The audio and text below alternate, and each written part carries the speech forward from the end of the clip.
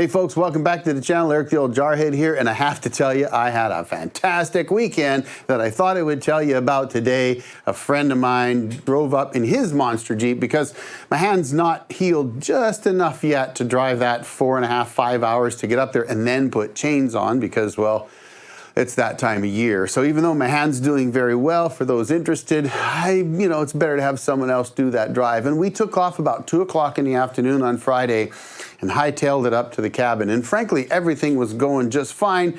All is well in the world. The drive was easy, good conversation, and all that good jazz. And it didn't really get exciting until we turned on to the last section of paved road, which is about 9 miles, to get to the road that leads up to my driveway. That road, solid ice. It was a skating rink, and it was raining, but it was freezing rain.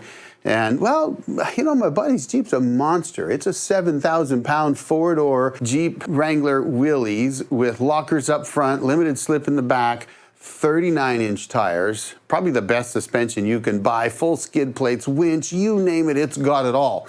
And we're heading down that road, and all of a sudden we kind of went whoop, whoop like that, and then after we ended up in the other lane, got back in our lane, and all was well. It was a little exciting, though I have to admit, I told him afterwards, I was thinking, man, if we go to that ditch, what am I going to do with my hand? I don't want to re-injure it. So it was a little bit of a oh crap factor going on, but he's a good driver, so we didn't have any issue, and away we went.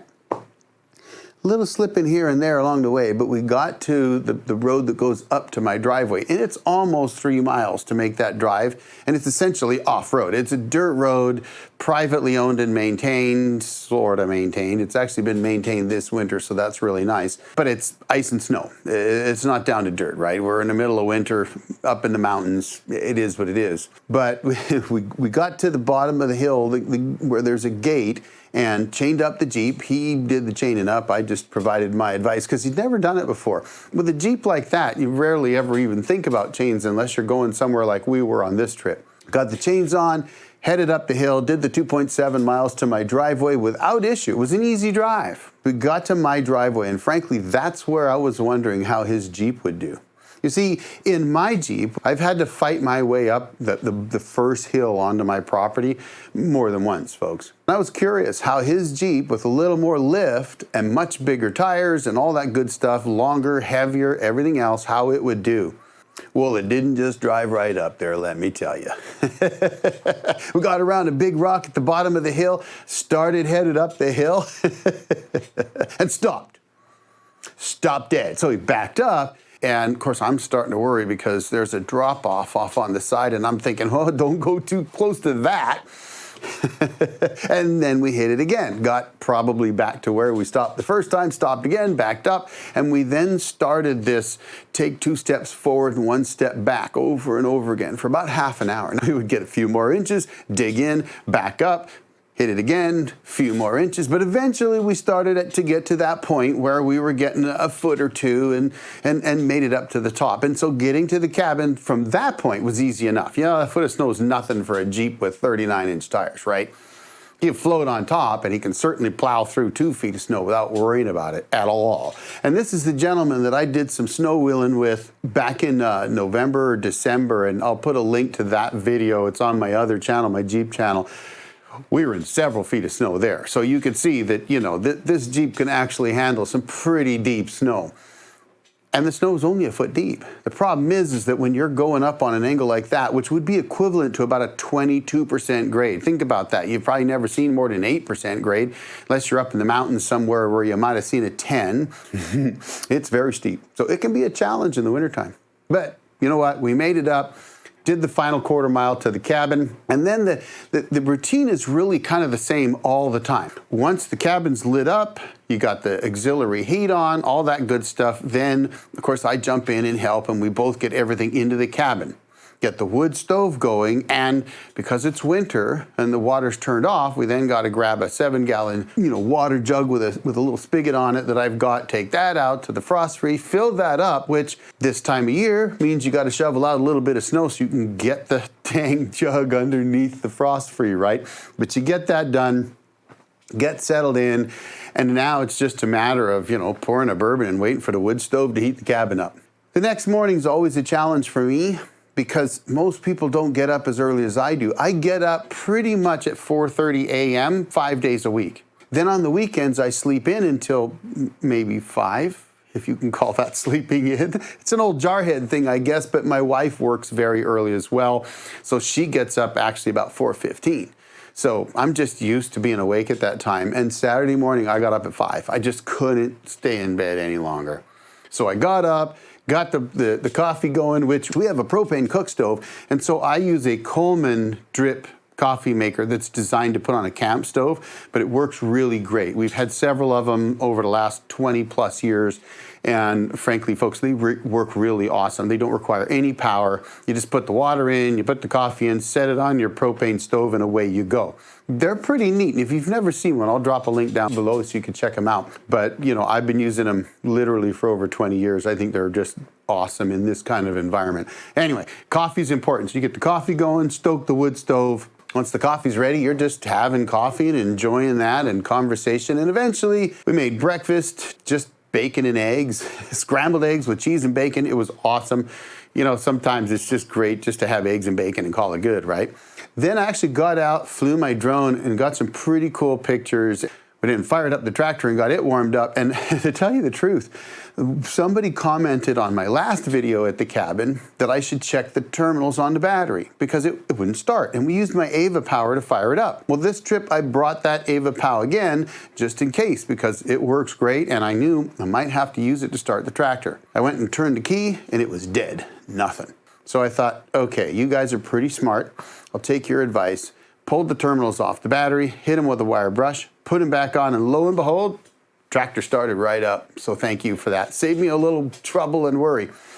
Got the tractor warmed up, changed out the box blade for a plow blade, which was easy enough, and then plowed out the driveway. And I didn't bother plowing anything past the cabin. For one thing, I didn't put the chains on the tractor this fall because of my hand not working, so I just left them off. And it can be adventurous trying to plow uphill or downhill without chains, let me tell you. So I just did right there where the driveway is, so we didn't have to stand in a foot of snow getting in and out of the Jeep and unloading and all that kind of stuff. But then I plowed a path down to the range and cleaned out around my shooting range so that we could get some shooting in once we'd done everything else we needed to do. As you can imagine, as an old Jarhead, I do love to shoot, but I didn't get any footage of that for you, sorry.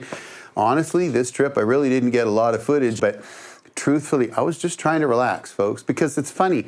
I go to the cabin so often, or did until I had my hand surgery, but I was there every 2 weeks, and it was always get something done, get something done, get something done. And of course, I was filming those trips for you as well. And I decided this trip, I'm just taking a break. I'm just going to relax. I'm just going to enjoy myself. And mostly that's what we did. Anyway, I digress. From there, we took a trip up top, check out the scenery, that kind of stuff. And there was like 4 whitetails running around in front of us while we were doing that. It was pretty cool to see them. And there were deer tracks everywhere, all over the property, as well as horses. And I frankly don't know what else was there because it was trampled so bad. It looked like it was like deer highway in there. But I do have some game camera footage that I'll show you now while I'm telling this story. Got back to the cabin, pulled out the firearms, which we really enjoy using, and my buddy's actually in law enforcement, so, you know, he likes to get out and shoot as much as he can too, because it's important. Just like when I was a Marine, law enforcement's got to keep their skills up too. So we worked together, had an awesome day. I sighted in my rifle because I put a new scope on it. And I hadn't bothered in the past to get it sighted in. I just was being lazy. And frankly, I'm pretty good at Kentucky windage. So I'd print a few rounds and say, oh, it's high, 2 inches, and shooting to the left 3, oh, let's go plink some cans or something, and I could hit them no problem. But I finally got it dialed in. It's a little red dot made by SIG. So it's a pretty decent little scope. And I got it dialed in. And that was really cool because now I can put the dot on things I wanted to hit. And lo and behold, it works. Anyway, after shooting for a while, I was so cold because it was pretty chilly out and I really wasn't dressed for it that I decided I'm not even policing up my brass. So all you Marines out there that are thinking, wait a minute, you didn't police your brass? Yes, I did not. I was being lazy. And frankly, with my back, I didn't feel like bending over anymore. So I said, to heck with it.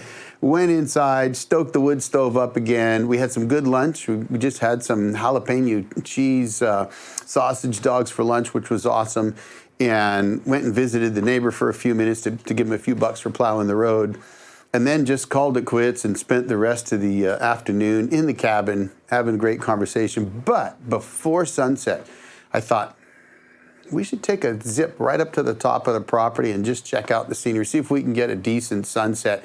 And oh man, did we ever. It was gorgeous. It was absolutely fantastic. I thought, man, we were so lucky. It was supposed to snow all weekend. It was like a 70 or 80% chance Friday night and a 50% chance on Saturday and like 70 on Sunday or something like that. The sun came out, most of the clouds cleared away, and we had beautiful blue sky, beautiful scenery. It was fantastic, and we caught that awesome sunset. I can't tell you enough how awesome that was. And if you're thinking of building a cabin in the woods, let me tell you, it's times like this that I am so glad that I've done it, because it was fantastic. Then got back to the cabin, cooked up some New York steaks for dinner. Thank you, Darcy, for sending those with us. They were so good, folks. Poured some bourbon, put the music on because we both love to listen to music, and had a great time. And you know, I'll tell you, for years, I mean, I grew up, my dad sold stereo, and for years I used to sit around and kind of DJ in front of the stereo when we're sitting around having a few drinks. And I haven't done that in a very long time. And so this trip, pulled out the CD books that I have. I have a couple CD books with about 100 CDs up there, and just started tossing CDs into the, you know, I have a car stereo CD player there. Toss them in, play a song or two off of them, pull them out, throw another one in, pour another drink. It was awesome, folks. Fantastic evening. Just sitting there BSing until 11 o'clock at night and having another great breakfast. We packed everything up and headed home. But I have to tell you, it was about the most refreshing, awesome weekend I've had in a long time, and I cannot wait to go do it again. Anyway, folks, that's the story of the weekend. It was fantastic. If you can't tell, I really enjoyed it. I'll drop another video right here for you to check out. Thanks for watching, folks. I really appreciate it. Y'all have a great day. The old Jarhead out.